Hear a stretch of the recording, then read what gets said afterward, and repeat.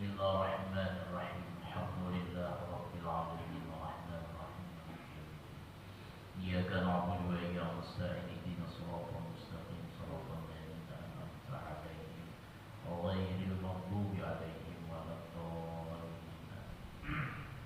Assalamualaikum warahmatullahi wabarakatuh. Bismillahirrahmanirrahim. Alhamdulillahi rabbil alamin. Wassalatu wassalamu ala asyrafil anbiya'i wal mursalin sayyidina maulana Muhammadin wa ala alihi wa sahbihi ajma'in. Subhanaka la ilma lana illa ma 'allamtana innaka antal alimul hakim wa tub 'alaina innaka antat tawwabur rahim. Wa subhanallah walhamdulillah wa la ilaha illallah wallahu akbar wa la hawla wa la quwwata illa billahil aliyyil azim al-azizil alim. Adada kulli harfin kutiba wa yuktabu abadal abidin wa da'awat dahilin fid dharain. Alhamdulillah. Marilah kita tidak henti-hentinya selalu memanjatkan puji dan syukur atas segala nikmat yang diberikan Allah kepada kita, terutama kita masih diberi hidup oleh Allah, masih diberi kesehatan oleh Allah, sehingga kita pada saat ini di tempat ini kita kembali sekian lama kita ada berkumpul, ya kurang lebih 2 bulan lah, kurang lebih 2 bulan. Hari ini kita dikumpulkan kembali oleh Allah di majlis yang mulia untuk tujuan tidak lain adalah untuk mengkaji, menambah daripada ilmu agama. Salawat dan salam kita haturkan kehabibaan junjungan kita Nabi besar Muhammad sallallahu alaihi wasallam, kepada keluarga beliau, sahabat-sahabat beliau, zuriat-zuriat beliau, pengikut-pengikut beliau ila yaumil qiyamah. Hadirin jamaah sekalian rahimakumullah, menyambung pengajian kita yang telah lewat, yaitu masih masalah tentang hadis Rasulullah sallallahu alaihi wasallam sampai kepada bab al-babus sadis, bab yang ketiga, fi fadilati bismillahirrahmanirrahim, pada keutamaan kalimat bismillahirrahmanirrahim. Ini bab menerangkan bahwa apa garam keutamaan kalimat bismillah, yang mana dikatakan Rasulullah bismillah adalah kandungannya seluruh apa yang ada dalam Al-Quran. Karena jami'ul Quran, seluruh jami'u ma'ani Al-Quran tajtami'u fi kalimat bismillahirrahmanirrahim, terhimpun di dalam kalimat bismillahirrahmanirrahim. 6.666 ayat, seluruhnya terhimpun di dalam kalimat bismillahirrahmanirrahim. Sehingga sangat wajar kalimat bismillah ini mempunyai sebuah keutamaan luar biasa. Sedangkan Al-Quran kita ketahui bahwa seluruh kitab-kitab yang diturunkan oleh Allah, baik itu kitab Zabur, kitab Taurat, kitab Injil, seluruh kandungan kitab itu dihimpunkan di dalam Al-Quran. Kemudian seluruh isi Al-Quran terhimpun di dalam kalimat bismillahirrahmanirrahim. Jadi sangat wajar kalimat bismillah memiliki sebuah keutamaan, memiliki sebuah kelebihan yang luar biasa. Kenapa? Karena mengandung 4 biji kitab: Taurat, Zabur, Injil, Al-Quran. Seluruhnya terhimpun di dalam kalimat bismillahirrahmanirrahim. Makanya khusus di sini khusus di sini membicarakan sidin tentang keutamaan bismillahirrahmanirrahim. Bahkan Nabi Shallallahu Alaihi Wasallam bersabda, "Kullu amrin dibalin la yubda'u fihi bi bismillahirrahmanirrahim fahuwa akhta." Setiap perkara apapun, baik itu halnya ibadah, baik itu halnya bukan ibadah tapi kebaikan, bila ada diawali dengan kalimat bismillah, maka itu perkara tidak akan berkah. Makan memang bukan perkara ibadah, walaupun telah lewat kita akan bisa menjadikan makan itu bernilai ibadah. Mandi bukan bagian daripada ibadah, tapi kita akan dapat menjadikan mandi itu akan bernilai ibadah yang telah lewat dengan kita isi niat di dalamnya.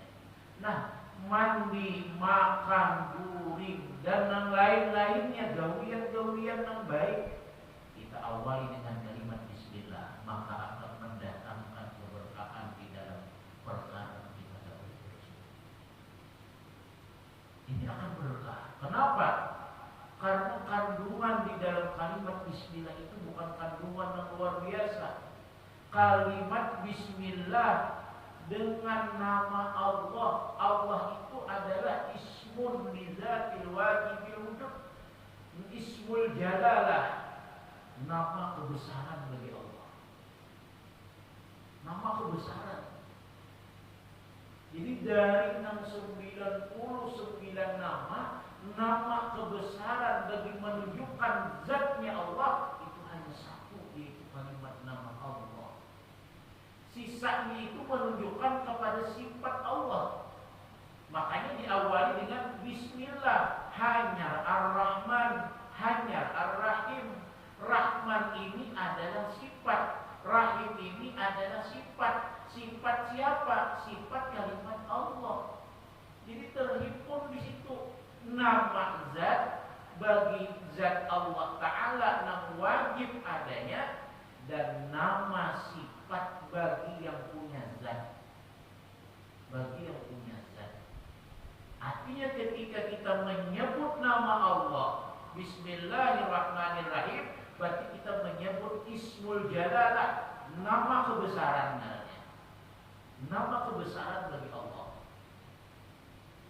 Kita menyebut juga dengan sifat Allah yang paling mulia, yaitu Rahman dan Rahimnya Allah Subhanahu wa Ta'ala. Tentunya akan menjadikan sebuah keberkahan di dalam perkara yang kita tahu. Kenapa? Karena kita tahu. Bahkan ada dalam salah satu kitab kita minumnya. Minum itu di awal sunat 3 tepukan. Sekali minum, anak minum bismillahirrahmanirrahim, tutup alhamdulillah. Minum ulang bismillahirrahmanirrahim, imbahnya alhamdulillah. Minum ulang bismillahirrahmanirrahim, imbahnya alhamdulillah. Apa keberkahan yang didapat? Kata para ulama, orang yang mengerjakan seperti sunnahnya Rasulullah. Kata Imam Mutawali Sya'rawi mengutip sebuah keterangan para ulama Yazidin, orang yang minum seperti demikian, maka Allah akan hilangkan perlahan penyakit yang ada dalam tubuhnya, terutama penyakit batin, penyakit hati yang ada di dalam. Hanya penyakit yang kada baik yang ada di dalam hati kita, Allah akan hilangkan. Berkat apa? Berkat kalimat bismillahirrahmanirrahim. Makanya kita kada heran dengan orang Bahari, dengan kalimat bismillah dia bisa terbang.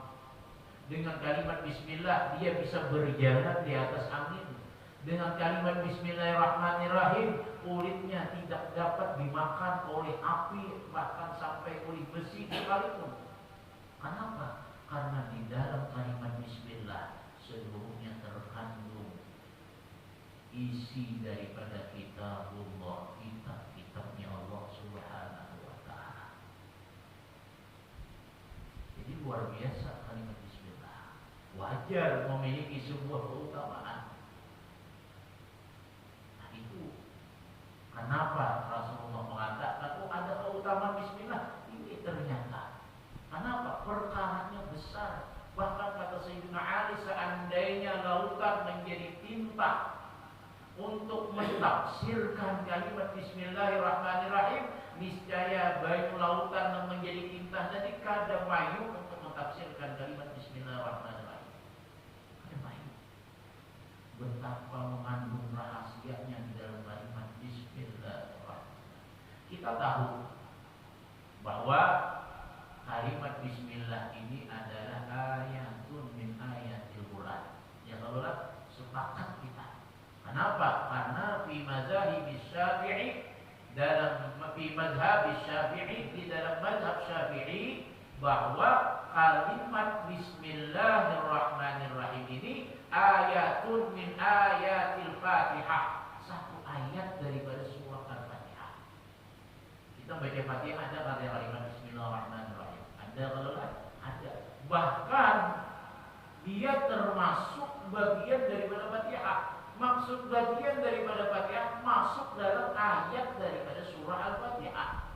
Nah, surah Al-Fatihah itu sabul mazan, 7 ayatin, ada 7 ayat di dalamnya. Ini pendapatnya mazhab Imam Syafi'i. Makanya ketika kita sembahyang, baik itu sunat kah, baik sembahyang wajib kah, wajib kita ketika baca Fatihah membuat kalimat Bismillahirrahmanirrahim. Kenapa? Tak tinggal kalimat Bismillahirrahmanirrahim berarti mengurangi daripada ayat surah Fatihah. Bila mengurangi daripada ayat surah daripada Fatihah, kada sah Fatihahnya. Bila kada sah Fatihahnya, kada sah sembahyangnya. Ini menurut mazhab Syafi'i. Kita jangan kaku hanya satu pendapat. Ketika kita dihadapkan dalam sebuah keadaan, dihadapkan dalam sebuah tempat, nah di tempat itu orang akan baca Bismillahirrahmanirrahim. Jangan bingung. Ketika kita melaksanakan ibadah umrah, ketika kita melaksanakan ibadah haji, jangan bingung. Ketika di Madinah orang baca Fatihah ada dua Bismillah. Ketika di Masjidil Haram, Imam Sudais, Imam Masjidil Haram, ketika baca Fatihah, kada dia membuat kalimat Bismillahirrahmanirrahim. Kenapa? Karena mereka bukan mazhab Syafi'i. Mereka itu ada yang mengatakan mazhabul Hanafi, ada yang mengatakan mazhabul Maliki. Karena mayoritasnya banyak di Mekah itu mazhabnya mazhab Maliki. Dua aja yang banyak mazhab Maliki atau mazhab Hanafi. Nah, mereka mengatakan Bismillahirrahmanirrahim laisa min ayatil Fatihah, bukan termasuk surah, bukan termasuk ayat dari surah Fatihah. Banyak kalau kita mendengar tuh biasanya Alhamdulillahi Rabbil Alamin Ar-Rahmanir Rahim. Ada mulai Bismillah tidak Allah. Ada Bismillahirrahmanirrahim Alhamdulillahi Rabbil Alamin. Ada tak? Karena mereka mazhabnya bukan Syafi'i, bukan Syafi'i. Jangan dibawa kayak mbah datang umrah, mahir jadi imam di kampung datang umrah, lalu amping baca Bismillahirrahmanirrahim. Di Makkah orang ada Bismillah aja. Inya ada mengaji, ada menuntut ilmu, ada tahu. Lalu membawa dilanggar Alhamdulillahi Rabbil Alamin Ar-Rahmanir Rahim. Ada satu bayangnya, ada sah. Ayo lagi mengarasi, ada sah. Kecuali ada anak mana itu caranya. Akan pergi makannya, jadi imamnya langsung alhamdulillahnya, bolehlah baca Bismillahirrahmanirrahimnya bagaimana? Bismillahirrahmanirrahim Alhamdulillahi Rabbil Alamin Ar-Rahmanir Rahim. Bolehlah kata itu, boleh. Tapi jangan meninggal kalimat Bismillahirrahmanirrahim, batalat salatuh, batal sembahyangnya. Kenapa batal sembahyang? Karena batal Fatihahnya. Bila batal Fatihah, otomatis batal sembahyangnya. Batal sembahyangnya. Jadi kadang awal kita ngapain nanti lagi di Makkah dibawa ke sini. Ya pernah biar orang di Mendingin, di Masjid Mendingin, orang ini tugaan umrah. Jadi kita sudah menyambat ngarannya, karena umroh ini dipisah orang bertahun hukumnya. Dulu siapa orang Mendingin ya datang umrah.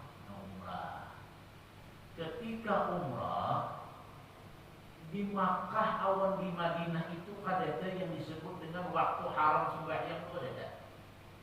Kapanpun waktunya boleh sembahyang.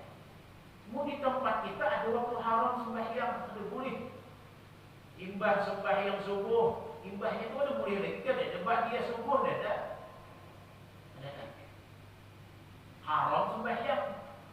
Imbah sembahyang asar, haram sembahyang. Atau ketika cagat matahari, haram sembahyang. Kecuali pada hari Jumat. Ketika cagat matahari pemanasannya tuh, ya kurang lebih pokoknya jam 12 tuh, karena bila jam 12 lewat 10 atau lewat 5 zuhur. Nah itu pas pertengahannya tuh, itu haram sembahyang. Tapi di Mekah, di Madinah, di tanah dua haram, artinya disebut dengan haramain, ini kan berlaku waktu haram sembahyang. Kapanpun waktunya boleh sembahyang. Imbah asar lah, sembahyang tidak boleh. Dibawanya lah ke kampung, dibawa ke Mendingin, imbah asar sembahyang sunat, bukan tahiyatul masjid. Kalau tahiyatul masjid itu ada apa? Imbah sembahyang asar berdiri, tuntunnya asar berdiri, sembahyang sunat. Buat dia asar ngarangnya nih. Imbah sembahyang subuh menyunat pulangnya. Ditakuni di Makkah, oh dia orang lain Tuhan. Di Makkah orang lain Tuhan. Oh di Makkah itu ada waktu haram sembahyang. Hanya di tempat kita selain daripada dua tanah haram itu ada waktu yang haram sembahyang. Nah jadi kita kami dua dibawa nang di Makkah dibawa ke sini kita kamu harus tahu. Oh di Makkah ada bismillah ya bawa ke masjid sembahyang diri imam ada bismillahirrahmanirrahim. Dibahas kurang benar. Kenapa? Karena mau bikin kedesak sembahyang.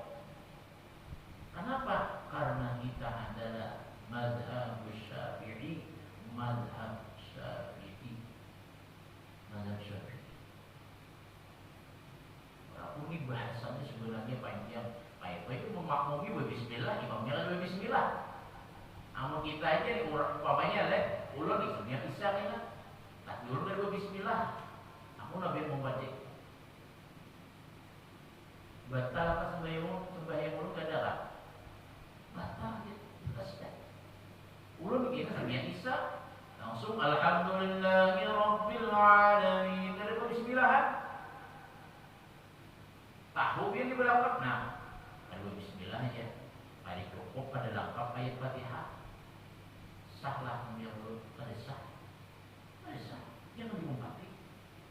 Bila kita tahu batalnya sembahyang imam, tahu kita jangan dimumpati. Mumpati yang salah tuh, luputnya nyata salah udah diumpati. Maka kita umpat salah. Jadi sebenarnya bahasanya memang panjang. Bolehlah kita dia mau umpati, maka kita sembahyang di Masjidil Haram. Sebenarnya bahasanya panjang. Kalau di dalam kitab Sabilul Muhtadin di sini gampangnya karena di tempat itu dikuasai oleh madhab mayoritas, madhabnya Imam Malik atau Imam Hanafi, sedangkan minoritasnya madhab Syafi'i, maka boleh mengikuti Syafi'i jadi makmum, madhab Maliki jadi imam sah. Selama ada nampak melihat imam itu menggawi mengerjakan pembatal daripada wudhunya. Nah, itu sembahyangnya pada bismillah dia masih ditoleransi. Kenapa? Karena memang wilayahnya itu. Kita umpama haji itu, kita sembahyang di Masjid Muhammadiyah sembahyang subuh, Kunut lah. Ada kalau mau kita berdiri buat kunut. Orang turunan kita berkunut. Ada cocok bupati juga. Bupati dia turun. Tapi punya kita yang jadi makmum dalam masjid dalam tetap juga bismillah kita. Tapi tetap bupati dalam kategori jamaahnya. Jamaahnya. Ada tetap hadis sahih di dalam kitab 9 Muhtadin. Kalau tempat itu dikuasai mayoritasnya mazhabnya Maliki Hanafi. Makanya ketika Imam Sudais datang ke Jakarta jadi imam, nah hanya ada jadi imam di Masjid Istiqlal. Nah, alhamdulillah hadirin ada sidin menyesuaikan. Napa? Berbismillah sidin. Berbismillah. Coba aja cari di YouTube. Imam Sudais jadi imam di Masjid Istiqlal. Kalau pada salah berbismillah. Kenapa? Karena mayoritas kita di Indonesia mazhab Syafi'i. Jadi sidin menyesuaikan. Artinya bismillahirrahmanirrahim.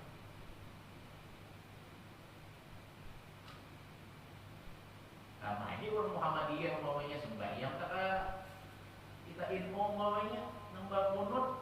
Asal kunut juga. Kan orang pernah di Banjarbaru singgah sembahyang subuh. Pas singgahi masjid Mujahidin soalnya orang Muhammadiyah. Kita harus kunut apa nih? Menghati jalannya Mujahidin. Oh, berarti masjid Muhammadiyah. Harus saya ulun juga atau kunut. Kan Bapak kan bisa berdiri kita. Harus coba kunut harus menjumpai. Dan itu ada yang bikin batal ya sembahyang. Ada yang bikin batal. Ini menghormati orang yang mayoritas di sana. Nah, jadi kalimat Bismillahirrahmanirrahim ini adalah kalimat yang luar biasa, sangat luar biasa. Bahkan sampai kita menyembelih hewan aja itu Bismillah. Nah, Bismillah. Walaupun hukumnya sunat saja, bukan wajib. Lah, dan nyembelih ayam, Bismillah. Walaupun para ulama berbeda pendapat, apakah kalimatnya langsung Bismillahirrahmanirrahim atau ingin Bismillah aja? Menyembelih ayam. Ada dua pendapat para ulama. Ada yang mengatakan cukup Bismillah aja. Kenapa? Karena dibuat Rahman Rahim. Kenapa? Karena Rahman Rahim itu kan sifat kasih sayang. Mau menyembelih itu kan sifat kasih sayang dia. Jadi jangan dinampakkan sifat kasih sayang mempunyai menyembelih. Jadi cukup ingin Bismillah aja. Bismillah. Allahumma sholli ala sayyidina Muhammad. Allahu akbar. Itu sunat. Menyembelih sapi ya. Menyembelih kambing ya. Menyembelih ayam lah. Menyembelih napa kena menyembelih iwak bukan sama bacaan. Menyembelih iwaknya itu tuh. Ini menyanyi iwak, ngapain menyembelih, menyanyi itu. Nah, jenisnya disembelih itu sunat mengucap kalimat Bismillahirrahmanirrahim. Mungkin dulu Bismillah itu sah aja lah dimakan. Tetap sah. Asal menyembelih orang Islam. Kenapa? Amun menyembelih orang yang bukan Islam. Orang bukan Islam menyembelih ayam, maka sembelihannya itu dihitung dengan bangkai kedesaan sembelihannya. Jadi hati-hati kita. Kalau kue kawan ada,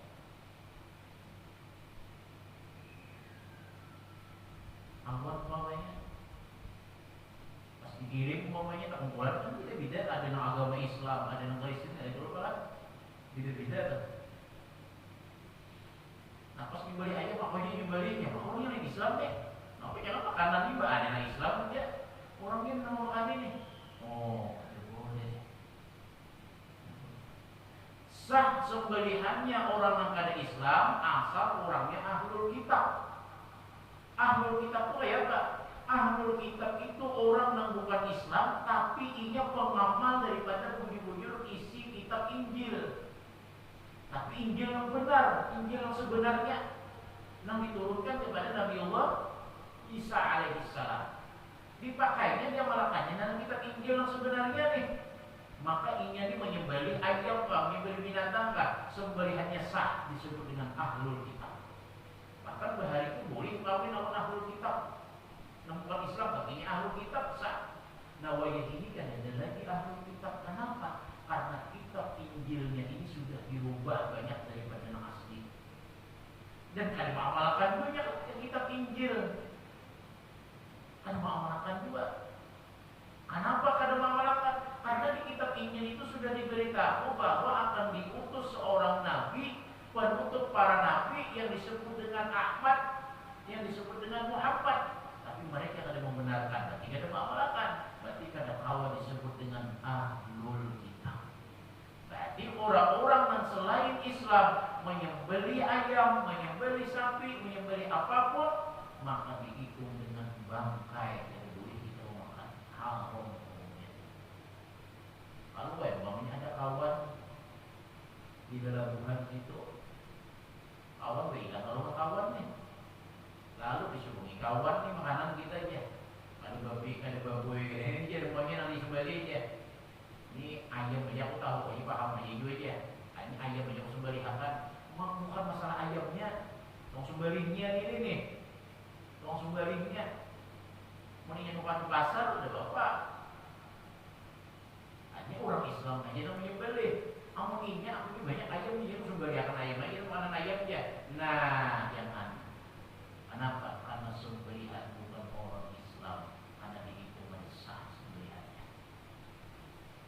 Memang alim pun ada ini keluar negeri, pengalim ini keluar negeri itu. Ini berkeluar negeri itu anak iwak-iwak aja makan, jangan menjadi senang disembelih itu, menjadi senang disisiangi aja ada apa? Nah jadi disembelih, alihah. Kecuali mayoritasnya di negeri itu orang Islam, tapi ada yang dia stempel halal. Nah, stempel halalnya ada aja. Nah, bisa kemungkinan itu dikelola oleh orang dalam lembaga yang tadi namanya akan halal ini mungkin ada orang Islam di sana yang khusus menyembelihakan. Kira apa? Nah, orang Muslim kalau memakan. Nah, jadi ketika menyembelih boleh dengan kalimat Bismillah.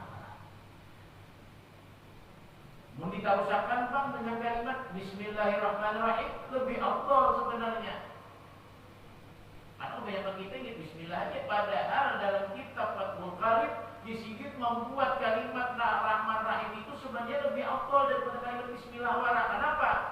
Karena membuat Rahman Rahim itu bukan karena sifat kasih sayang menyembelihnya, justru dengan cara menyembelih itu adalah bentuk kasih sayang. Justru dengan cara disembelih ayam itu bentuk kasih sayang. Kan ada orang di tradisi, dulu ada melihat di TV menyembelih sapi itu, ini lading, itu sini wara, ini gental ini ada, itu sini wara, oh digiringnya kayak itu, gunakannya ya, dia mati seorangnya, sahlah disembelihannya, sah ini bangkai wara, bangkai wara.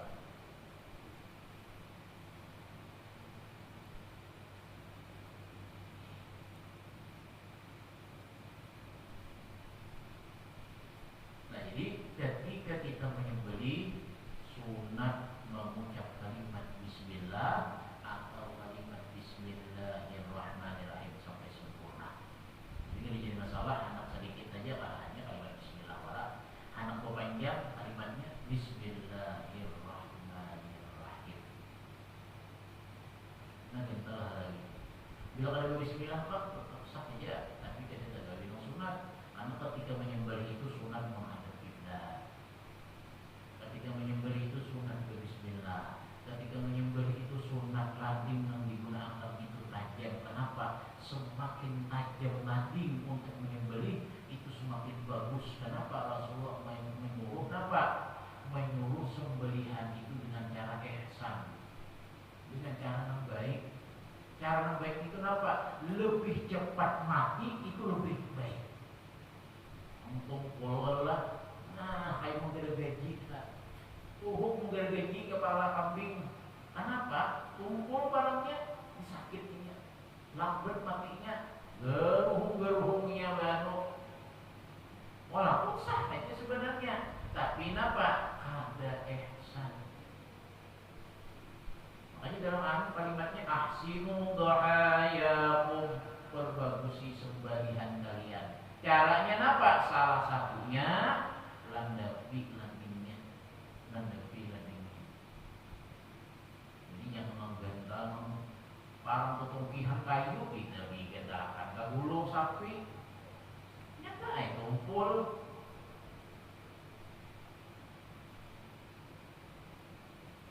Lambat kayak bagian walaupun sah-sah aja, tapi angka-angka benar kayak model gaji orang semakin cepat semakin bagus, semakin bagus. Jadi kalimat Bismillahirrahmanirrahim adalah kalimat yang luar biasa, memiliki keutamaan yang diberikan Allah Subhanahu wa ta'ala. Satu hadis yang pertama, ma min 'abdin yaqulu bismillahirrahmanirrahim illa dzaba syaitanu kama yajubur rasasu an-nar. Tidak ada dari seorang hamba yang mengata kalimat bismillahirrahmanirrahim, yang membaca kalimat bismillahirrahmanirrahim, kecuali hancur oleh syaitan sebagaimana hancurnya, luluhnya tembaga ketika diangkat di atas api. Tembaga itulah dibandang malulah luluh wasi pun bisa luluh. Nah kayak itu juga ketika kita mengucap kalimat bismillahirrahmanirrahim, syaitan ini kepanasan sehingga apa? Dirinya menjadi hancur luluh, sehingga menjadi hancur itu syaitan.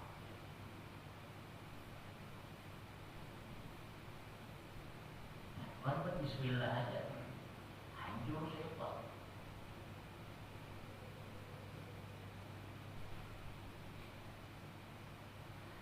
Hadis yang kedua, wa qala sallallahu alaihi wasallam, ma min 'abdin yaqulu bismillahirrahmanirrahim illa amara Allah ta'ala al-kiram al-katibin ay yaktubu fi diwanihi 400 hasanah. Siapapun, tidak ada dari seorang hamba, siapapun orangnya yang mengucap kalimat bismillahirrahmanirrahim, kecuali Allah akan perintahkan malaikat pencatat kebaikan yang disebut dengan kiraman katibin, ayyaktubu fi diwanihi 400 hasanah, agar mencatat di dalam catatannya itu 400 kebaikan. Bila kita tuh membaca kalimat bismillahirrahmanirrahim, Allah Ta'ala menyuruh malaikat, wahai malaikat, catatnya 400 kebaikan. Jadi gampang banget sebenarnya mencari kebaikan, mencari pahala. Cukup kalimat bismillahirrahmanirrahim, sudah Allah perintahkan malaikat kiraman katibin untuk mencatat dalam catatannya itu segala kebaikan-kebaikannya. Berapa kebaikan yang dicatat? 400 kebaikan. 400 kebaikan.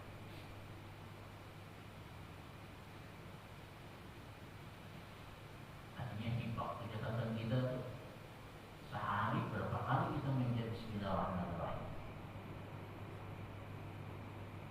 17 rakaat, berarti 17 kali. Itu hanya nanti sembahyangnya aja 17 kali. Kali 400, sekali 400, kali 400. Artinya banyak kebaikan yang kita amalkan. Tapi dari sekian banyaknya kebaikan, terkadang yang kita kumpulkan, terkadang kita mudah juga untuk menghilangkan, mudah juga untuk hilang. Hilangnya dengan sebab apa? Dengan sebab kita nampak menggibah orang lain. Dengan sebab apa? Dengan sifat-sifat hasad yang ada dalam diri kita, sifat ria yang ada dalam diri kita, sifat sombong yang ada dalam diri kita, sifat ujub yang ada dalam diri kita. Itu tuh yang menghancurkan kebaikan kita. Kenapa? Jami'u awsabil mazmumah tuhbitul a'mal. Seluruh sifat-sifat yang tercela dalam hati itu sifatnya meruntuhkan kepada kebaikan yang kita lakukan. Hancur kebaikan kita. Tapi kan kita gawe pula, kayaknya hilang pula. Nah intinya ada kebaikannya. Kebaikannya itu walaupun ini hilang ada pula. Nantinya di sini bahwa hanya kalimat Bismillahirrahmanirrahim sudah kita mendapatkan 400 kebaikan yang diberikan Allah kepada kita. Bahkan dalam hadis yang keempat, man qala Bismillahirrahmanirrahim marratan lam yabqa min dhunubihi dzarrah. Siapa yang membaca kalimat Bismillahirrahmanirrahim sekali aja, maka ada akan tersisa daripada dosanya sedikit pun, satu darah pun dari tersisa. Dosa yang mana? Dosa yang harus dihapus oleh Allah Subhanahu wa ta'ala. Habis kemudian waqala sallallahu alaihi wasallam, dan bersabda Nabi sallallahu alaihi wasallam, ila akhir wallahu a'lam bissawab.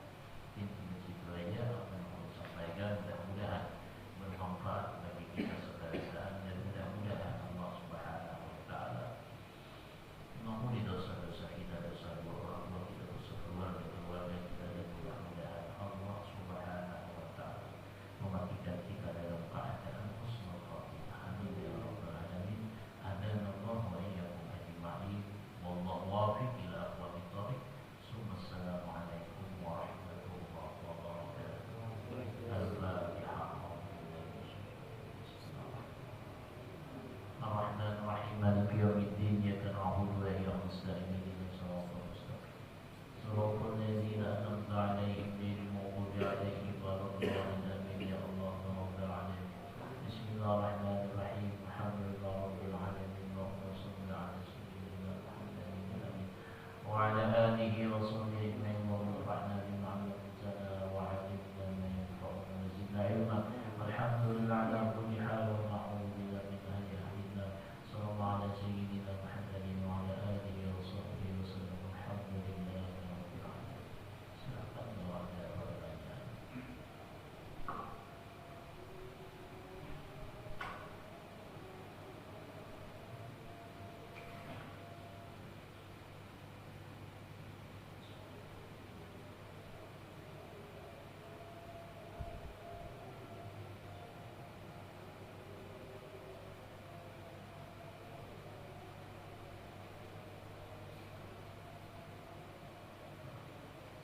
kalau ada pertanyaan. Silakan. Ya.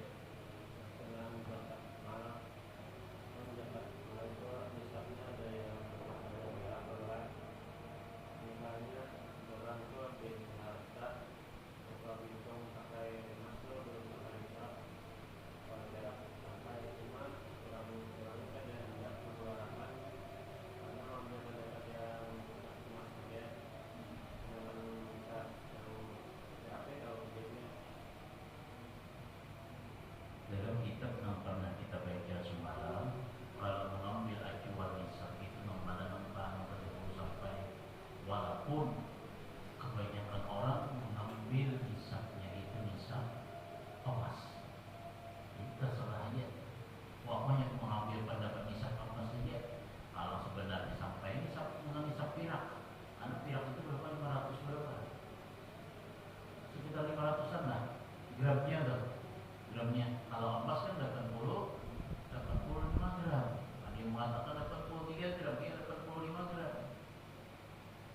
Kalau ini kan nilainya 85 gram tuh nilainya kenal sudah. Bilang marah 200 jutaan. Kamu berhari 85 gram itu kali 1 juta aja, 85 juta aja. Ini kan nilainya. Jadi mengacunya di mana? Mengacunya itu walaupun sebenarnya secara umum mengacunya itu nang mana sampai ke dahulu tak enak bilang sampai. Nah lalu mengeluarkan. Tapi kalau ini hendak mengikuti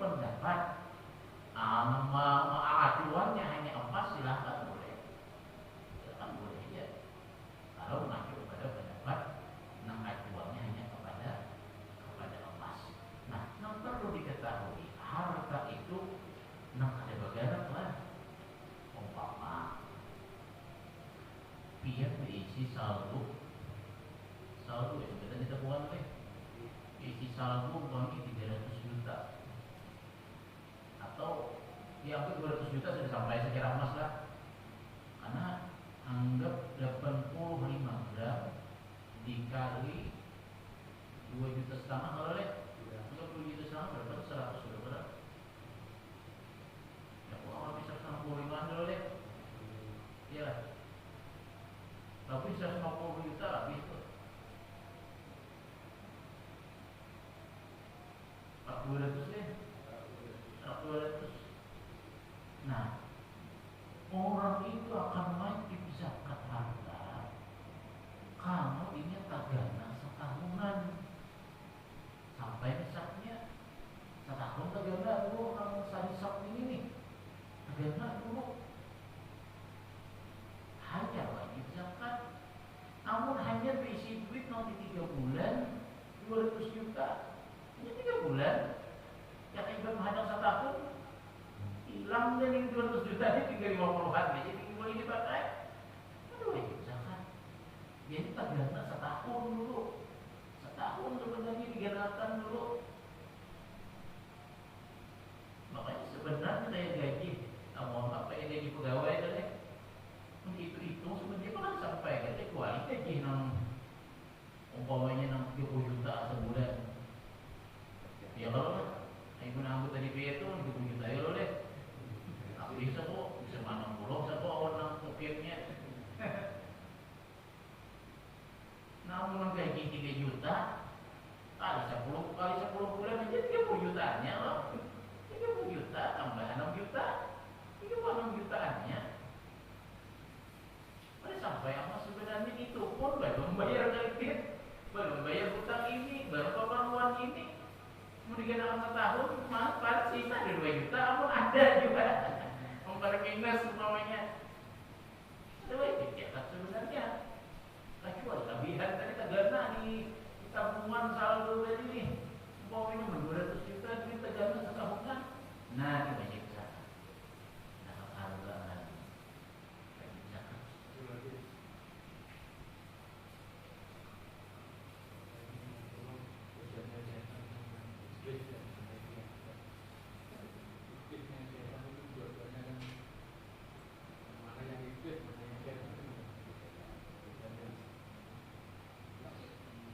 Syaitan, awal iblis, kemudiannya kayak berberanak gitu.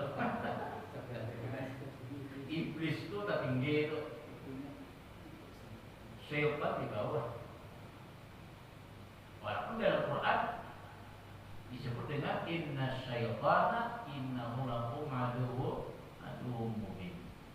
Nah intinya sebenarnya fungsinya sama ini. Iblis ini kan ada yang mengatakan iblis ini anak daripada apa, syaitan ini anak daripada iblis,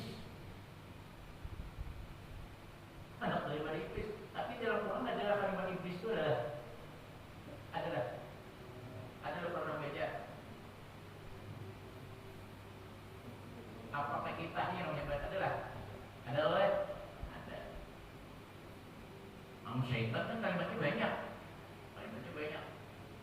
Jadi kalau setahun dulu rasanya lah menjaga urusan kumpul tuh di sini iblis itu artinya abadnya, syaitan tuh anaknya. Syaitan tuh anaknya. Sama tujuannya apa? Tujuannya itu menyesatkan manusia. Dalam artian ini anak mencari kawan. Anak mencari kawan. Saya kira sama pada sasar. Jadi secara tujuan sama, tapi secara luar iblis itu di atas tuh.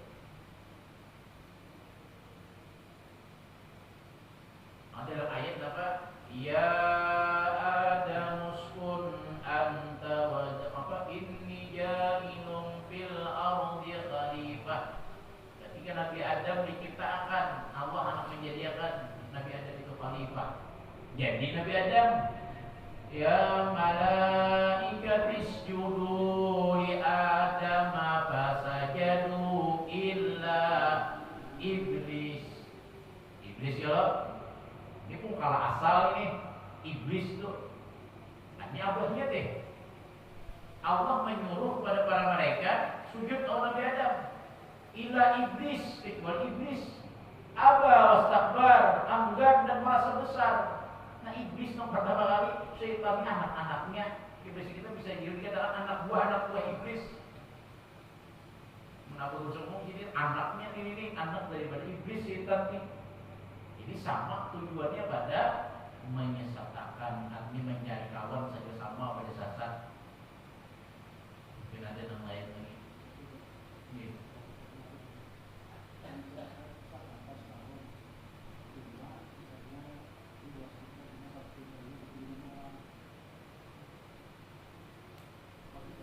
Duitnya 100 juta dihutang orang. Iya dihutang orang, tapi pasnya bayar orang tuh. Nah ini nanti amun itu pasti bayar, wajib zakat. Wajib zakat. Zakat ini dia ada di tarang bulannya bayar. Ini yang pasti itu karena duit kita tuh beredak sih itu tuh. Wajib dizakati. Makanya orang berdagang dah. Orang berdagang tuh kan biasa orang berdagang tuh. Kayak contoh kan ada bisa catatan tuh. Ada catatan oh si A sekian, banknya si B sekian, si C sekian. Itu dihitung tuh. Dihitung pas makan dalam hitungan. Kenapa? Itu duit kita gitu. Duit kita walaupun belum tangan kita, tapi nyata duit kita masuk dalam hitungan. Masuk dalam hitungan. Jadi tetap dihitung. Jadi tetap wajib dikeluarkan. Ini masalah itu pada ini nangan gue bayar nih, nangan nih. Tapi tetap kewajiban bagi kita tadi kenapa? Bayar aja orang secara hukum hutang tuh artinya apa? Yang bayar aja. Masalah ada bayar itu kan lain masalah lagi nih tuh. Ini tetap wajib dikeluarkan kalau digabung dengan